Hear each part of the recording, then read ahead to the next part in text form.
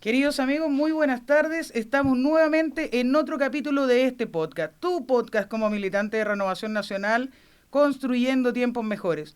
Hoy tenemos dos grandes invitados. Bueno, a uno ya lo conocen, de la casa, Francisco Valar, fundador de Más Skate, que después se va a presentar solo, y nuestro gran invitado con quien vamos a conversar esta tarde, Kevin Canales. Kevin Canales es profesor de matemáticas y además tiene un magíster en políticas públicas. Él nos va a contar más de lo que hace y es director regional de Idea País en el Biobío. Kevin, buenas tardes. Allá están nuestros militantes mirándote. Hola Sara, hola Francisco. No, muchas gracias a ustedes por la invitación. Feliz de estar acá. Me siento en casa, por supuesto. Y claro, tal como te decías, tuve un pasado por la pedagogía. Hace un tiempo ya no estoy ahí, pero siempre me he metido en políticas públicas en educación, que es algo que me interesa bastante, y en general en análisis político. Así que, nada, gracias por el espacio. Y matemáticas, por Dios, qué Matemáticas, importante. sí. Tenemos que conversar después porque yo ahí no me va muy bien. Sí. Y es una combinación un poco rara. Toda la gente dice, pero ¿cómo pedagogía en matemática con magíster en políticas públicas? Nada que ver, pero se complementan. Pero son los números. Sí. Francisco. Bueno, yo soy Francisco Valar, como ya saben, fundador de Más Skate, una organización sin fines de lucro que se dedica a administrar skateparks y trata de generar comunidades sobre ello a través del deporte y la inclusión social. Hoy vamos a analizar algo que ustedes ya vieron, que fue extenso, duró 2 horas 30 minutos, que fue esta cuenta pública, la última.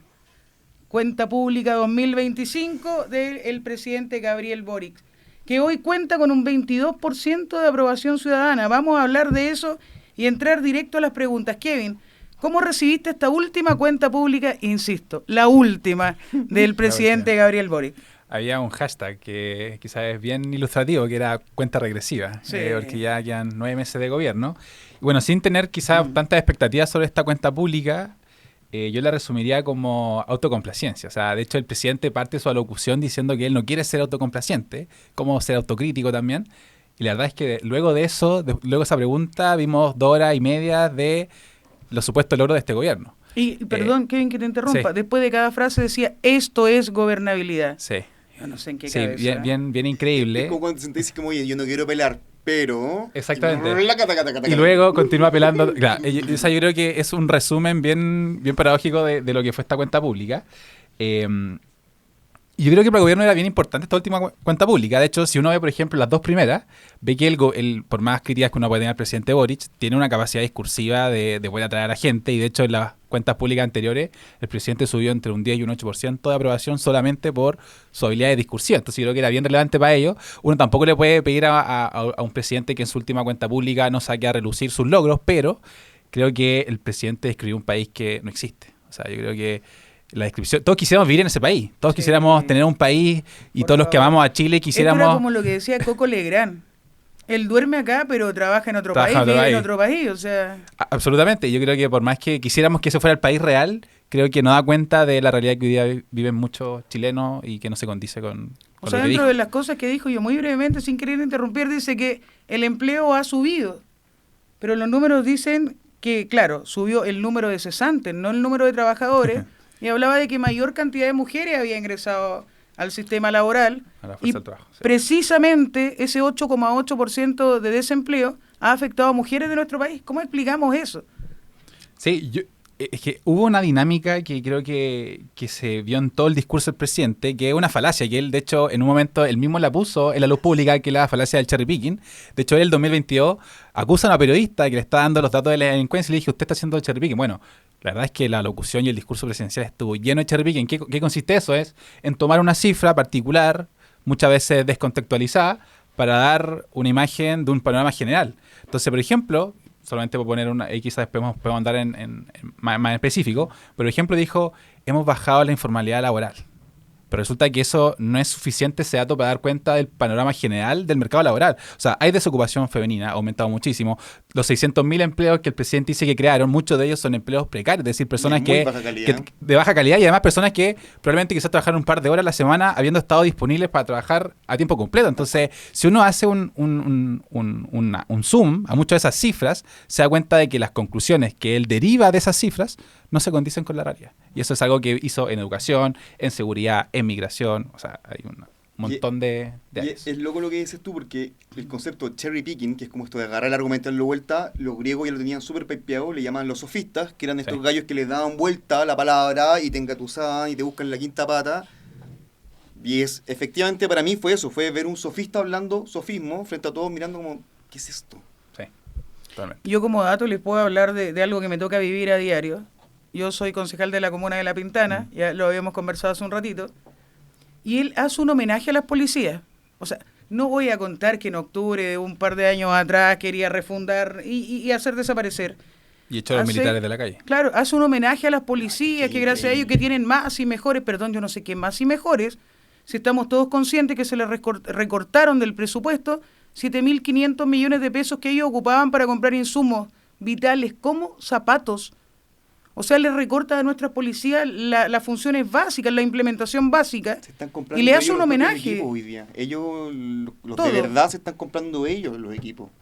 Todo. Y les hace un homenaje, la importancia de nuestras policías, y les recorta 7.500 millones del presupuesto anual para comprarse su implementación. ¿Cómo explicamos esta locura? Sí, y para dar cuenta, por ejemplo, el programa de seguridad también se toma de ciertas cifras, de los homicidios, por ejemplo, uno ve que habla de las tasas, pero se refiere solamente a las tasas, pero no refiere al panorama total de cantidad de homicidios que ha aumentado respecto del gobierno anterior. También, por ejemplo, en temática de educación, quizás más adelante vamos a hablar de educación, pero da cuenta de que el SIMS hubiese dado cuenta de avances sustantivos respecto de educación, pero no habla de los SLEP, no habla de hablemos al tiro de educación, no o sea, dejemos pasar. No dejemos pasar. Están de papel porque todo, hoy mismo finalmente. recibí una llamada y me dicen, en tu comuna está la escoba con el SLEP. Entonces expliquemos cómo funciona esto, la gente no tiene idea. Ayer salían en las noticias que habían colegios que estaban sin luz, que estaban goteándose en la lluvia, que pasaron al SLEP y que nadie se hace cargo, incluso algunos con falta de docentes. Sí, yo diría que el presidente en educación, aparte, dedicó solo 7 minutos, de los 150 más o menos minutos, se le dedicó solo 7 a educación. Y la verdad es que solamente destacó los aspectos que eventualmente son positivos. Por ejemplo, en SIM se dijo, en cuarto básico hemos logrado recuperar los aprendizajes de los niños de cuarto básico, porque efectivamente hubo un aumento entre 5 y 6 puntos, pero lo que no dice es que en segundo medio los aprendizajes están estancados, incluso respecto del 2023, eso lo omite, y también omite que en sexto básico, que no teníamos una medición desde el 2018, los puntajes cayeron en sexto básico. Sí. Y eso no lo dice. Por ejemplo, también en profesores, ¿cuál fue la única política pública que él destacó? Porque en realidad la única que tiene es la condonación, la deuda histórica, la solución a la deuda histórica de los profesores. Y sí, yo particularmente estoy de acuerdo que había que dar una solución política a esos profesores, pero los profesores de alguna forma son una cosa del centro del sistema educativo. O sea, cualquier persona que trabaja en políticas públicas en educación sabe que el techo de la calidad de un sistema educativo está dado por la calidad de los profesores. O sea, si tenéis profesores de baja calidad, va a tener un sistema educativo de baja calidad. ¿Hay alguna política pública relevante? Ninguna. Uno ve, por ejemplo, el primer gobierno de Sebastián Piñera puso una ley que fue bastante importante, que de hecho me permitió estudiar a mí, que fue la beca Vocación de Profesor, que trajo a mejores talentos a la pedagogía, y hoy día este gobierno no tiene ninguna política pública para profesores. En tema de los SLEP, dice que han instaurado ciertos SLEP, pero no dice nada que en Atacama, 80 días sin clase, que los niños este año en Punta Arenas demoraron un mes en entrar a clase. Hoy día se ve un nuevo paro en Valdivia. O sea, realmente ha sido un desastre. O sea, SLEP con sobredotación, con problemas financieros, administrativos, pedagógicos. No hay, de hecho, los datos de la PAES, y esto ahí termino, pero los datos de la PAES, por ejemplo, que se dieron este año, en enero, lo que dan cuenta es que la brecha educativa en los últimos 10 años no se ha disminuido en nada. Aun cuando hemos inyectado millonarios recursos para la educación. Es brutal. Y no se ha disminuido ni siquiera en un punto. Containers de plata encima. Y no hemos disminuido ni un poco la brecha educativa. Entonces, ¿cómo el presidente en su última cuenta pública y en educación, que es un tema tan sentido para su generación, no fue capaz de dar algo más sustantivo y un panorama real respecto del estado de la educación pública? No, pero dice que va a tener el financiamiento del CAE nuevamente, habla de lo mismo. Perdón, ¿alguien me puede explicar, existe ese financiamiento real? ¿Chile puede contener esa carga de dinero? ¿Se puede eliminar el CAE? Sí, se puede hacer, pero los costos van a ser muy altos. Y aparte que ahí yo creo que está una lógica que finalmente hacer un subterfugio y querer instalar una gratuidad de facto. Y eso es bien problemático. Con todos los problemas que tiene la gratuidad, tiene un problema de financiamiento en las universidades, también que le regula los aranceles a las universidades, y muchas de ellas tienen problemas financieros bien graves. Y le estáis dejando básicamente, con esa parte del discurso, le estáis dejando la cuña o la punta de la cabeza de playa al siguiente gobierno, porque va a tener que agarrarlo y decir como... Porque no lo puede hacer en este periodo, los 9 meses que le quedan. Gracias a Y Dios. si algún día se pudiese hacer, en verdad, necesitamos un nivel de eficiencia dentro del Estado importante. Y yo soy de los que cree personalmente que acá el dinero hay plata, pero nuestro Estado es un colador, en verdad. Sí, no, Por todas partes. y recordemos que gran parte de los porcentajes de morosidad del CAE han subido en este gobierno. Sí. Y es evidente que Sí, esa, fue una campaña, una promesa ese campaña, aumento de... ¿no? O sea, si te van a decir que te van a condonar el CAE en un par de años, ¿tú como deudor del CAE tienes algún incentivo para poder pagar ese dinero? O sea, Que es son evidente... los incentivos incorrectos. Sí, Y estos son los resultados, en el fondo. Kevin, tú vienes del mundo académico, de la formación, de la probidad, de la transparencia. ¿Te pareció suficiente lo dicho en materia de modernización del Estado y control de recursos públicos?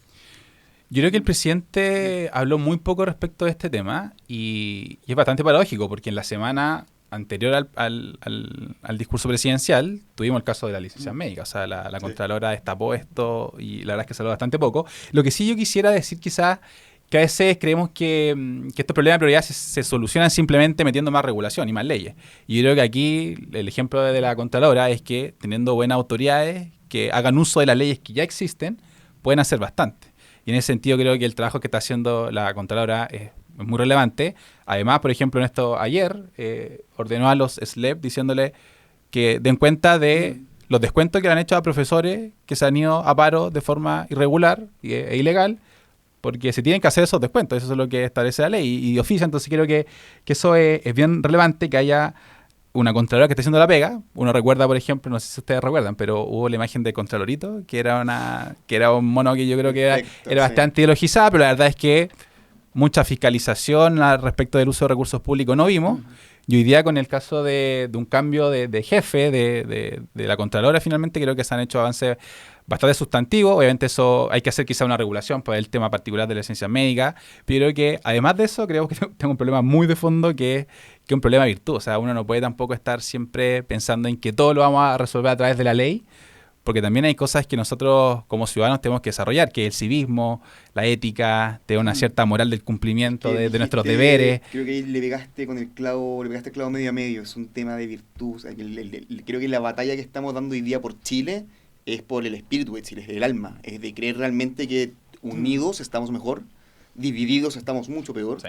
y que en verdad sirve, no importa de qué espectro estáis, hay 7 o 8 valores que son clave para este país y que tenemos que empujar todos juntos porque si no se pierde. Y eso se traiciona al minuto en que en una campaña política el futuro presidente dice como no paguen esta deuda porque yo le perdono. Obvio que pasa eso, obvio que se traiza la virtud pública, obvio que uno piense, como le dice a la gente decente, que pague un crédito después de eso. Sí, hay una tesis que quizás es la tesis como más liberal, que siempre es cómo hacemos un arreglo institucional de tal forma de que las personas no puedan hacer lo malo. Y sí, obviamente uno siempre tiene que hacer leyes, quizás hay que aumentar las sanciones. De hecho, lo que hizo la Contraloría tampoco es algo tan difícil de hacer. O sea, es tener un Excel con 2 columnas, ver si tenía licencia médica y luego ver si es que se edita el país. O sea, era un cruce que podría haberse hecho mucho antes. Creo que es el análisis más duro de esto probablemente. Es como, oye, esto se podría haber hecho antes, no se hizo antes, ¿por qué? Porque no hay voluntad política. Sí. O sea, se hace hoy día porque básicamente el que está a cargo está tan débil, el establishment está tan débil, que hoy día sí un controlador te puede meter esta fuerte y decir como ya, pues explícame esto, porque si es que el gobierno estuviese fuerte, probablemente lo hubiesen tapado.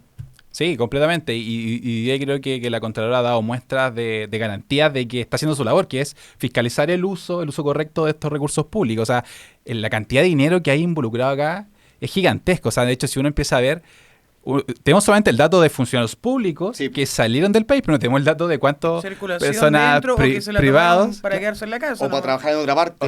O sea, la cantidad de dinero que está gastando FONASA, comprate todos los chilenos en esto, o sea, es gigantesco. Entonces, ¿cómo una contralora no va a tener dentro de sus primeras prioridades esto? Pero sí quizás hacer el punto de que es verdad que hoy día tenemos una crisis también de las virtudes, del civismo, del respeto por el deber, del cumplimiento, que yo creo que está bien debilitado y que da cuenta un poco de que, aunque hagamos 1000 leyes, si no solucionamos ese problema, van a seguir existiendo todo este problema de corrupción. Yo andaba buscando datos que tenía por ahí, ya van a aparecer. La verdad que vi esa cuenta y me sorprendía porque vámonos al tema salud, que es un tema tan sensible.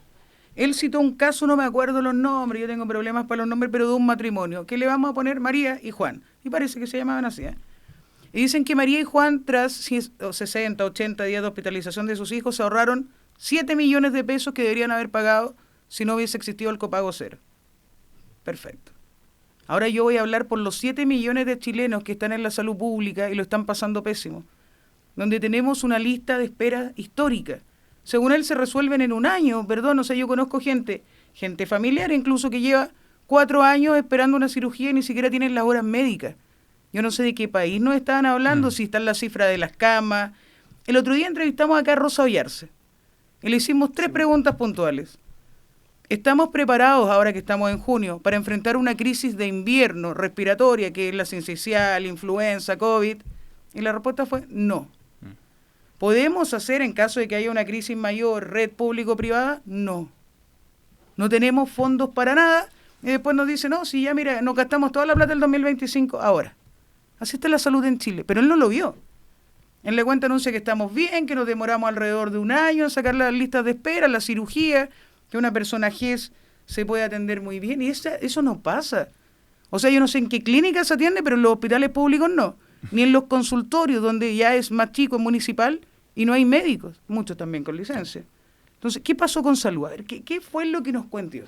Yo no soy experto en salud, pero sí recuerdo haber leído, porque el presidente también lo que hace es que ellos han bajado la lista de espera en salud. En el país de él. Sí, y de hecho si uno ve los números incluso es así, pero hay que ver también cómo hace la comparativa. La hace en un periodo de pandemia donde evidentemente que muchas cirugías, atenciones fueron pospuestas porque había un nivel de adoctrinamiento tan grande en el sistema de salud público que se priorizaban las hospitalizaciones por COVID. O sea, es evidente que esa lista de espera tenían que bajar. Ahora, ¿bajaron lo suficiente? Pues como para dar cuenta de este país que él está diciendo. Pandemia y se han encontrado bolsas de basura con la lista de espera, en un hospital se borraron. Se borraron. Y ese es el que sabemos, insisto. Uno sabe fogonazos de lo que en verdad está pasando, para abajo no tenemos cómo ver. A menos que llegue un contralor efectivamente y empiece a mover el pantano. Sí, ¿no? Y como ejemplo de esto hay tantos de otras áreas, incluso en donde el presidente hizo alusión a ciertas cifras que están descontextualizadas, o incluso simplemente se permitió ignorar aquellas cifras que contradicen lo que su tesis inicial. En obras públicas. No, si funcionara el Estado, como funcionan las casas, como funciona la vida, si tuvieran alguna expertise administrativa. Por ejemplo, ya que estamos hablando de salud, cuando uno entra a un servicio de urgencia hay un triage que te toma la presión, los signos, y de acuerdo a la gravedad te va dando prioridad. Esto primero, este segundo, y este puede esperar. Así funcionan las casas también. Se nos echa a perder el techo, la cocina, y uno tiene que priorizar con la plata que tiene qué es lo que arregla primero. Estamos hablando de un tema salud.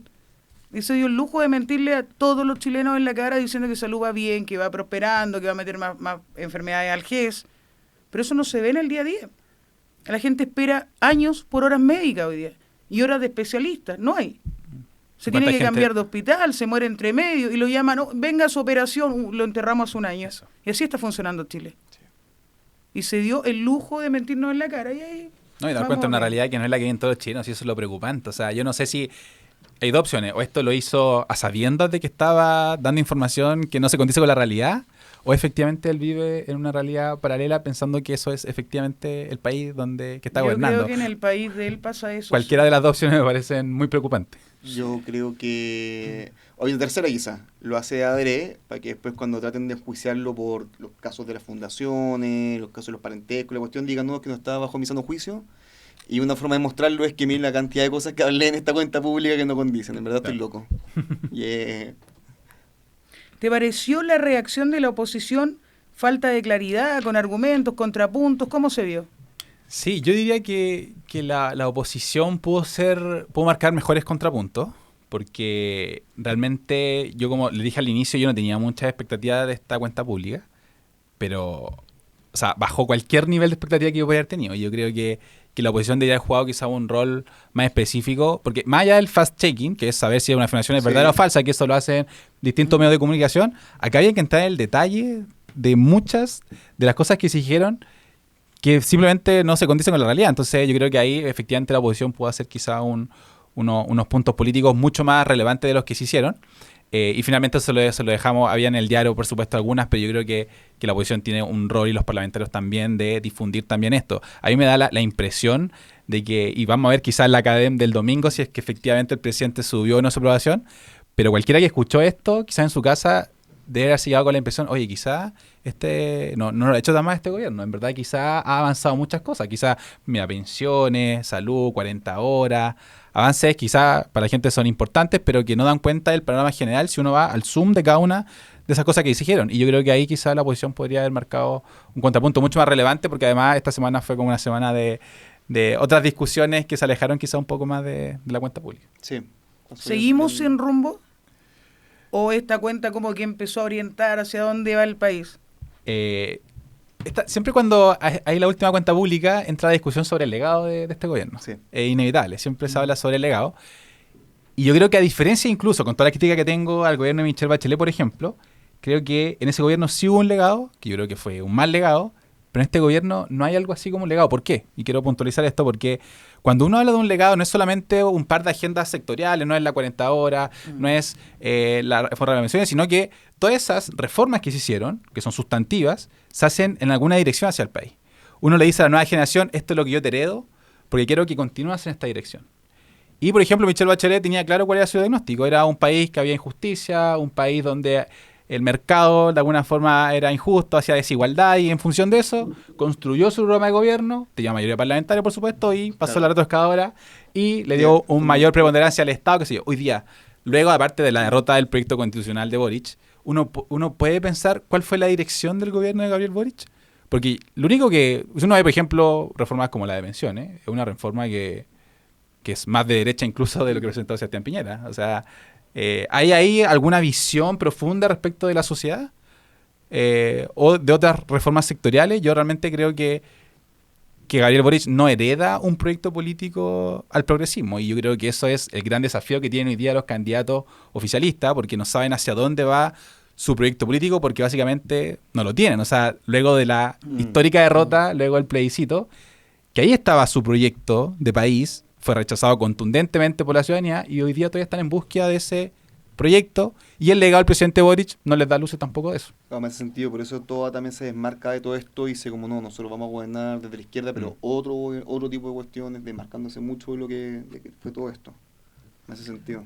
Kevin, como joven, político, dedicado al servicio público, después de todo esto que está pasando, las cuentas públicas, los jóvenes son buenos para criticar también, sí, y también para poner en balance, ir mirando después de todo esto, después de estos últimos 4 años, cómo los atraemos a la política, al servicio público, con proyecciones.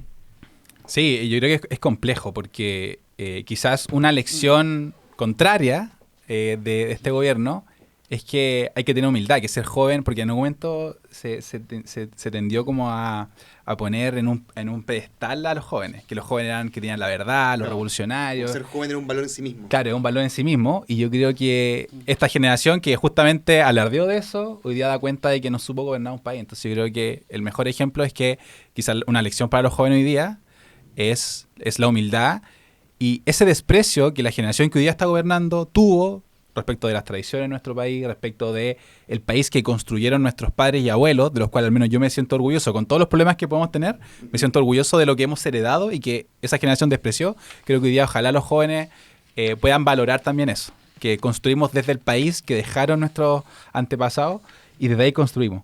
Y quizá algo que yo creo que falta mucho, porque estamos lamentablemente en una sociedad cada vez quizás individualista, que es muy difícil decirle a los jóvenes, y lo veo cuando trabajamos en las universidades, generando liderazgo e invitándola a participar de esto, y es difícil porque tienen tantas otras preocupaciones, otros estímulos, están en la universidad trabajando, estudiando, quieren obviamente construir su vida quizás de pareja, etcétera, etcétera. O sea, tienen tanto deporte o lo que sea, que decirle, oye, pero ven a trabajar por tu país, por tu universidad, por tus compañeros. Es súper complejo, y quizás yo creo que no hay otra forma que también decirle que haya un profundo amor por el país, que ese sentido de solidaridad, en el sentido no como lo entiende la izquierda, sino con el sentido de solidaridad de que uno no puede estar bien si el que está al lado está sufriendo o está mal.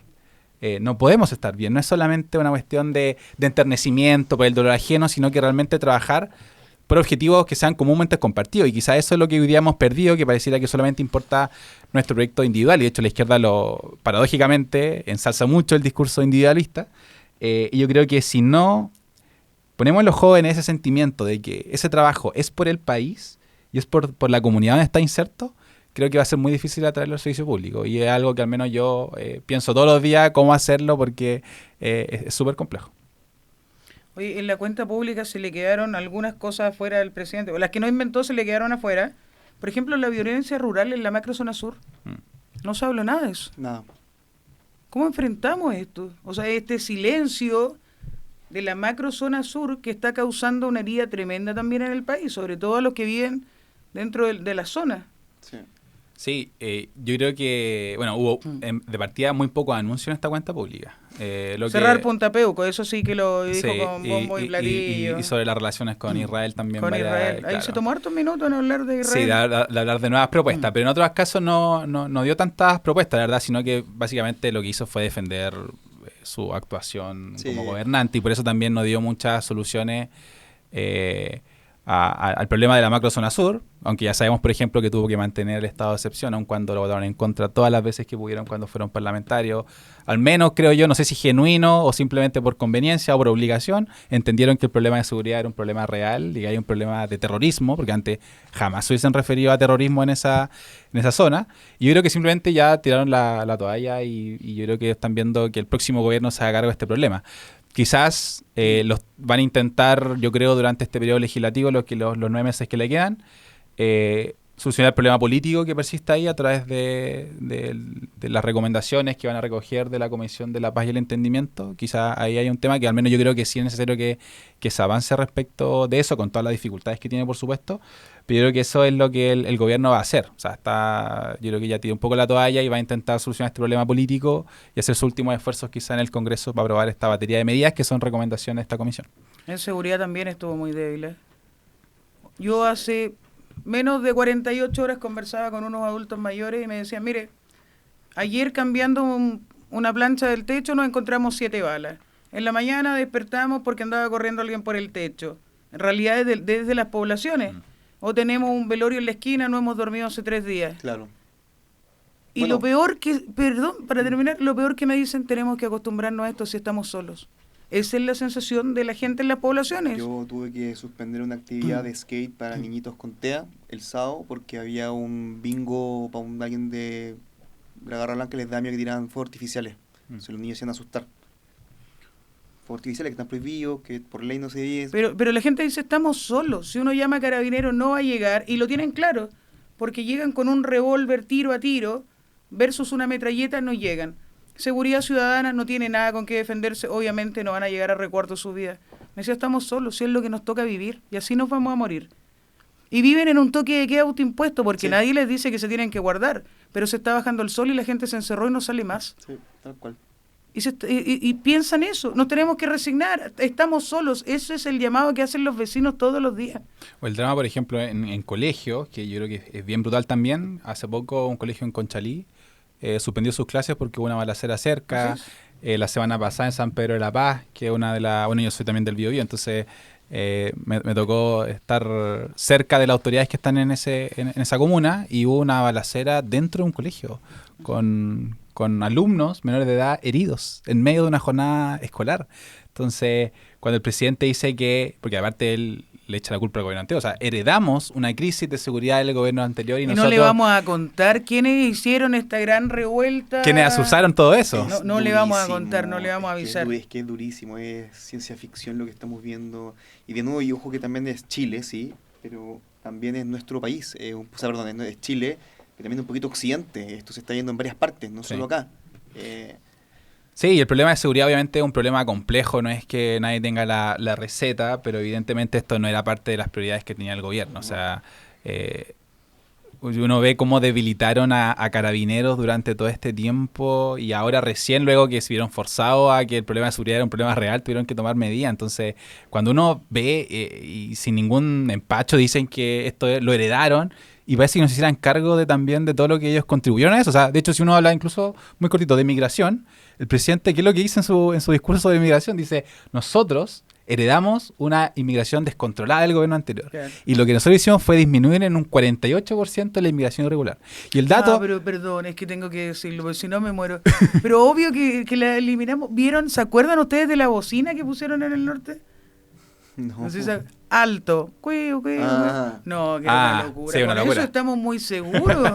No, y eso, volvemos al cherry picking, porque el 48% efectivamente es real, pero arbitrariamente, el presidente Boric comparó el 2021, que fue efectivamente el periodo donde más inmigrantes regulares entraron, pero si uno ve el balance en el gobierno total, en este gobierno, el de Gabriel Boric, han ingresado 133.000 inmigrantes irregulares, y en el gobierno de Piñera hubo 42.000 menos que eso. Pero él se toma de una comparación arbitraria entre el 2021 y 2024 para decir que No, sí, él se toma ellos la disminuyeron el 48%. Entonces, es muy mal precedente para adelante. Si eso también es brutal. Es como nunca habíamos tenido una presidencia de tan baja calidad. Si esa es la realidad.